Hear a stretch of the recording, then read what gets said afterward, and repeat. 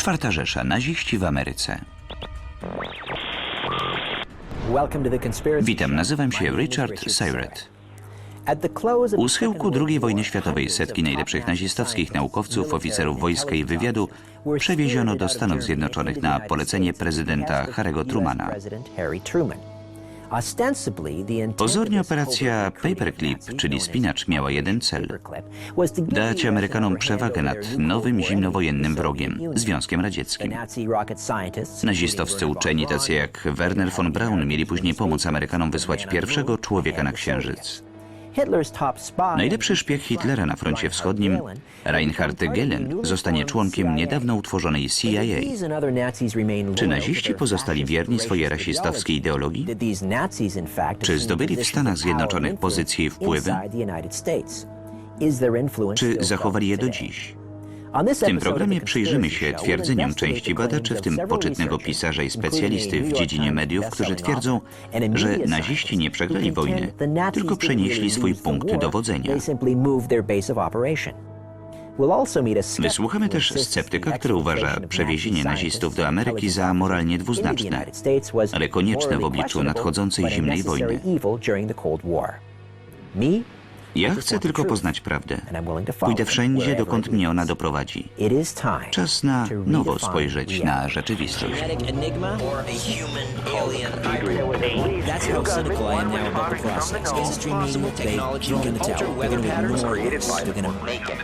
Teorie spiskowe. Jest ze mną Joseph Farrell, autor książki Jak naziści chcieli opanować finanse, zbrojenia, fizykę i kosmos. Witaj w programie. Dziękuję za zaproszenie.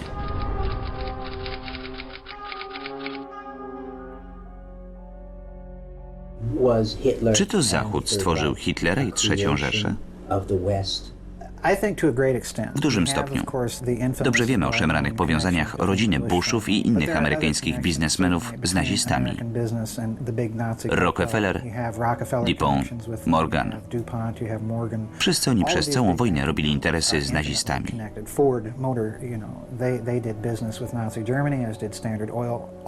Dokumenty pokazują, że za kulisami działo się dużo więcej.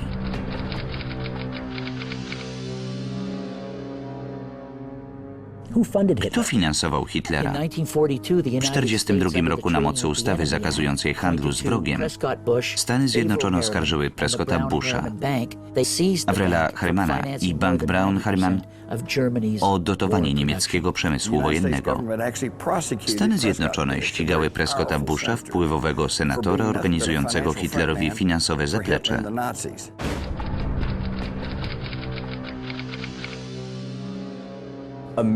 Amerykanie robili na tym grube interesy i do pewnego stopnia sympatyzowali z Niemcami.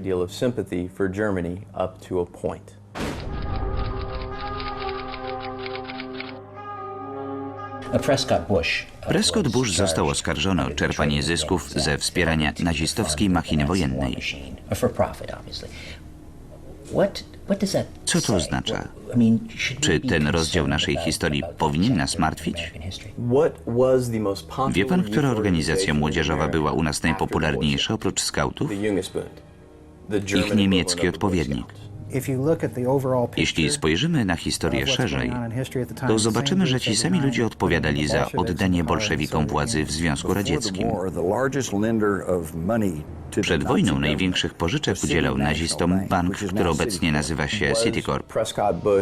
Czy Prescott Bush finansował nazistów? Oczywiście mamy na to dokumenty i jego własne zeznania. Czy moim zdaniem Prescott Bush odpowiada za Holokaust i bombardowanie Londynu? A raczej nie.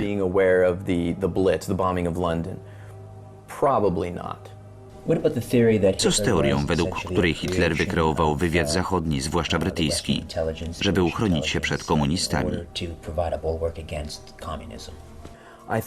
Ludziom trudno sobie wyobrazić, jak Hitler i Stalin mogli zdobyć taką władzę. Za kulisami działo się znacznie więcej. Ludzie wierzą, że historią rządzi przypadek. Tymczasem tak naprawdę ktoś ją zaplanował. Po co tworzyliby takiego potwora? Żeby w Europie zapanowała wojna i podział, który wzmocniłby Amerykę i Wielką Brytanię. Niestety Hitler trochę wymknął im się spod kontroli. Zachód nie przyłożył ręki do puczu monachijskiego. To nie Amerykanie ani Brytyjczycy zapewnili wicekanclerzowi Hitlerowi 90% głosów pod koniec kadencji. I to nie oni zrobili z niego bohatera I wojny światowej odznaczonego krzyżem za zasługi. W książce pod tytułem Hitler, agent Brytyjczyków Greg Hallett znakomicie dowodzi, że w 1911 roku Hitler i Churchill brali udział w tych samych szkoleniach z zakresu wojny psychologicznej. W szkole mówili mi, że to alianci wygrali wojnę. To nieprawda? Nie zupełnie. Pokonaliśmy Niemców. W 1945 roku ich wojska się poddały. Ale jak pogrzebie się głębiej, okazuje się, że to nie naziści złożyli broń. Kapitulacji nie podpisali przedstawiciele rządu III Rzeszy ani partii nazistowskiej. Była okazja, żeby zebrać przywódców i zmusić ich do podpisania oświadczenia, uznać ich partię za zbrodniczą i ją rozwiązać. Stracono tę okazję. Technicznie to prawda, ale w praktyce pozbawiona znaczenia. Czy nadal mamy wojnę domową, bo poddał się generał Lee, a nie Jefferson Davis? Jasne, że nie. Hitler się nie poddał, ale popełnił samobójstwo. Wojna się skończyła. Na czym polegała operacja Paperclip? Za zgodą Watykanu wykorzystano kościoły, by wywieźć z Niemiec wysoko postawionych nazistów i członków Waffen-SS. Zamiast na proces w Norymberdze trafili do USA i innych części świata. W ramach operacji sprowadzono nazistowskich naukowców zajmujących się inżynierią, bronią biochemiczną, kontrolą umysłów, psychiatrią i wieloma innymi rzeczami. Myślano przede wszystkim o Związku Radzieckim. Chciano wykorzystać przeciw niemu technologię i wiedzę nazistów. Desperacko szukaliśmy technologii, która zmniejszyłaby radziecką przewagę. Wszyscy najlepsi generałowie Hitlera dostali w amerykańskim rządzie ważne posady. Fritz Kremer w Pentagonie, Reinhard Gehlen w CIA, von Braun w NASA, dr Mengele anioł śmierci eksperymentował w Kalifornii z mikroskopem elektronowym. Reinhard Gehlen dowodził wywiadem wojskowym na froncie wschodnim. Zawarł umowę z rządem USA. Rosjanie od czasu rewolucji prowadzili działania wywiadowcze w Stanach. Tymczasem Amerykanie o Związku Radzieckim nie wiedzieli prawie nic. Dziś wiadomo, że Gehlen celowo wyolbrzymiał możliwości ZSRR, żeby wplątać Stany Zjednoczone w wyścig zbrojeń. To była część dobrze przemyślanego planu.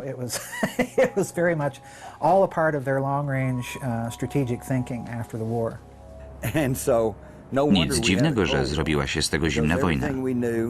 Wszystko, co wiedzieliśmy o celach Związku Radzieckiego, pochodziło z informacji zebranych przez radzieckich antykomunistów i przefiltrowanych przez nazistów.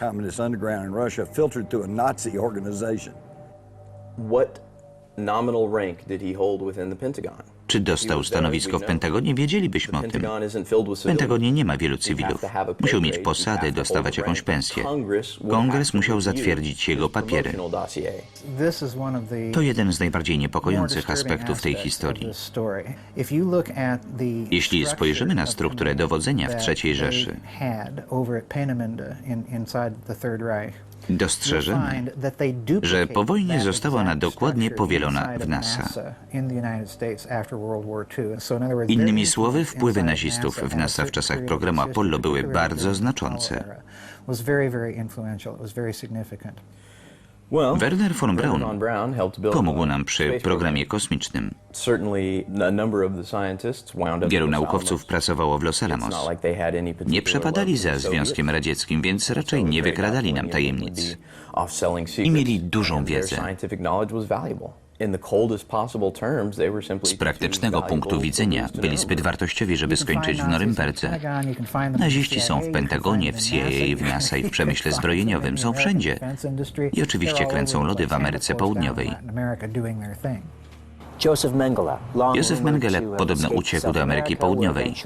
Jego ciało znaleziono potem na jednej z plaż. Opowie pan coś o nim? Był znany jako anioł śmierci, robił dziwaczne eksperymenty. Wsadzał ludzi do lodowatej wody i sprawdzał, jak szybko zamarzną. Straszne rzeczy. Mengele zostałby powieszony. Czy uciekł? Tak. Czy trafił do USA? Nic o tym nie wiadomo. Myślę, że to możliwe, ale nie wiedział o tym nikt z amerykańskiego rządu ani wywiadu, ani nawet środowisko lekarskie.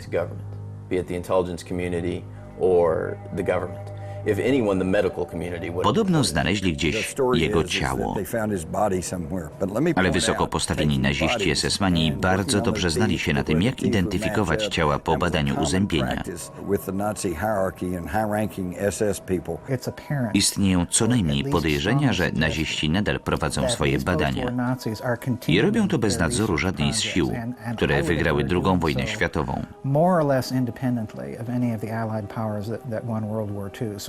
Innymi słowy, mamy do czynienia z czymś w rodzaju nowego nazistowskiego państwa. W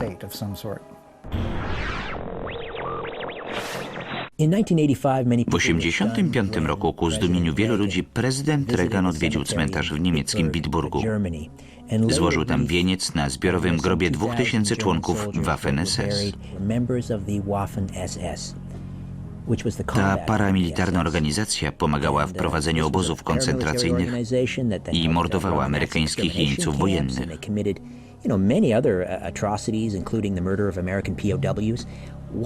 Dlaczego Reagan tam pojechał? Ronald Reagan pojechał do Bitburga, żeby złożyć wieniec na nazistowskim grobie. To pokazuje potęgę Czwartej Rzeszy w Ameryce. Dlaczego? Bo ktoś ze współpracowników dał mu bardzo złą radę. To kluczowy element tej historii. Pochowano tam tylko członków Waffen-SS, ludzi Fritza Kramera. Kim był Fritz Kramer? Jednym z najważniejszych generałów Hitlera. Był jednym z SS-manów, którzy trafili do USA i zadomowili się w amerykańskim wojsku. To on kazał Reaganowi złożyć wieniec w Bitburgu? Na pewno polecił mu to ktoś posiadający wielką władzę. Bo kiedy prezydent ogłosił taki zamiar, wywołał protesty wśród weteranów i organizacji żydowskich. A mimo to się nie wycofał.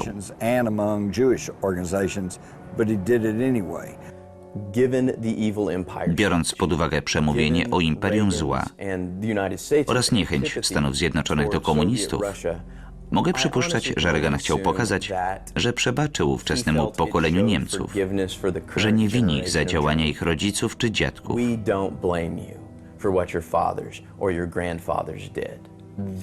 Tak, przypuszczam.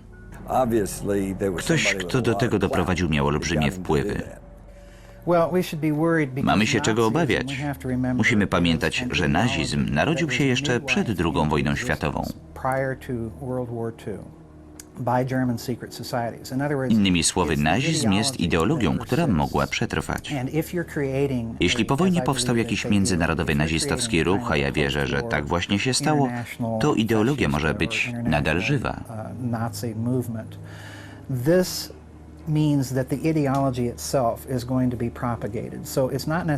Musimy obawiać się nie tyle konkretnych ludzi, co idei, a jej obecność można dostrzec w całej zachodniej kulturze. Razem z tą technologią przejęliśmy ich filozofię. Narodowy socjalizm zadomowił się w amerykańskim systemie politycznym.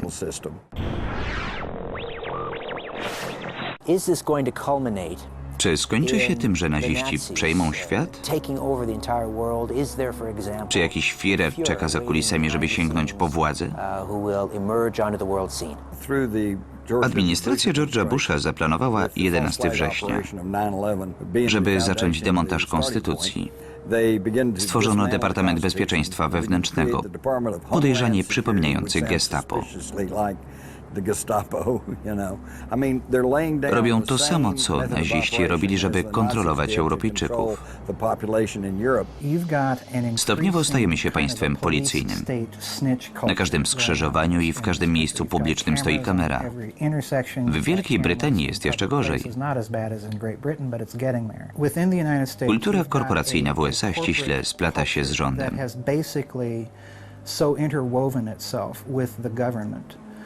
Prezydent Eisenhower zbudował cały system wojskowo-przemysłowy. Z powodu powiązań korporacji z rządem, ten ostatni nie dba już o interesy obywateli, tylko o interesy korporacji. A to jest już faszyzm. To samo robili Mussolini i Hitler. Organizacje skinheadów są niepokojące. W USA istnieją organizacje aryjskie. Czy są w armii albo w rządzie? Nie. Czy opierają się na chorych, rasistowskich założeniach? Wiele z nich tak. I to może martwić. Tym bardziej, jeśli się zorganizują i wejdą do władz. Ich przedstawiciele przenikają do różnych korporacji na wysokie stanowiska.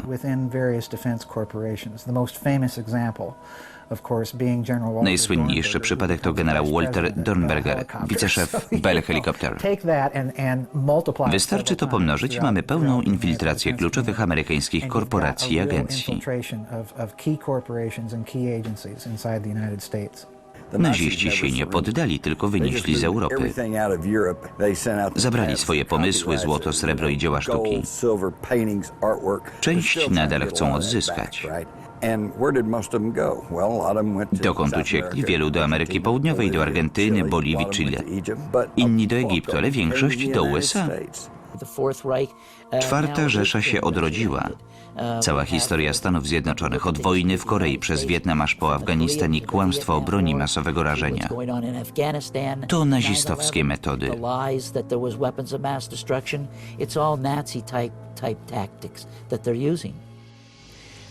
60 lat po naszym zwycięstwie nad najstraszniejszą ideologią w historii świata, nadal znajdujemy dowody na to, że część nazistów zdobyła władzę i wpływy w amerykańskim rządzie, armii i przemyśle zbrojeniowym.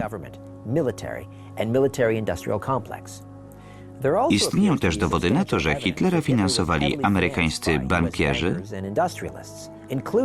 i przemysłowcy, w tym dziadek i ojciec dwóch amerykańskich prezydentów.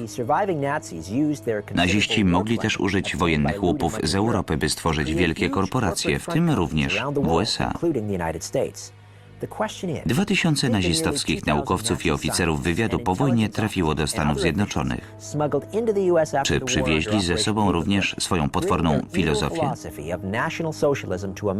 I czy stworzyli nowe imperium, Czwartą Rzeszę? Wersja polska dla VOD.pl, film Faktory Studio. Tekst Piotr Mostowski, czytał Daniel Załuski.